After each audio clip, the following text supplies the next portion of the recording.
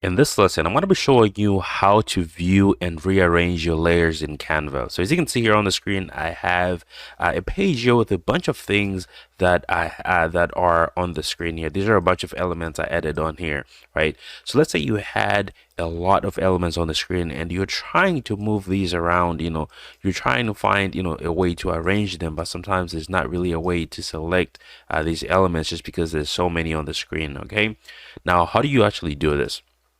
Now, let's say I wanted to resize this to maybe some type of size, maybe to this over here. We'll put it over here, and I want to move a couple things that are on the screen, but it's just so many things going on. So what I can do here is I can go ahead and select, make sure that my template is selected here, and I'm gonna go over to position, and it's gonna be on arrange here, where you're gonna be able to move different things. I can select this here or this over here, and I can choose to send it backward. I can choose to bring it to the front. I can choose to just you can arrange it, you can move it with what's on the screen. Now, another cool option here is going to be the layers option.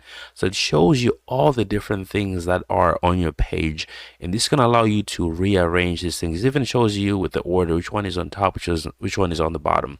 So you can see here on the back, it's the background, obviously, which is white. That's why it's on the bottom. It's followed by this over here, but I can't see it on the screen here. So I'm going to drag it and move it all the way up, right? And you're going to see it up here over here. Now I'm going to move it maybe to over here. We can resize this. Now the next thing is going to be this money bag here, right? If I want, I can move it up to the top, and I can maybe rearrange it and put it somewhere over here. Now there's also another layer here. I'm going to put it to the top as well. And this one, I'll put it maybe over here and resize it, okay?